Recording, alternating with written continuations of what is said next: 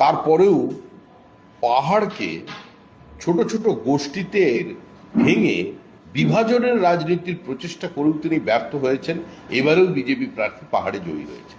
পাহাড় বিজেপির সঙ্গে ছিল, আছে, ভবিষ্যতেও থাকবে।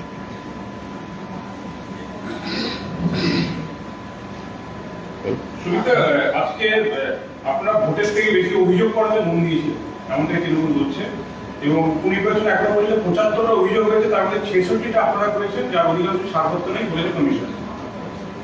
75টা মোট অভিযোগ, 66টা বিজেপি করেছে, অধিকাংশ 80% বেশি অভিযোগের কোনো সারপত্র নেই জানিয়েছে নির্বাচন কমিশন। নির্বাচন কমিশন কি করে বলবে?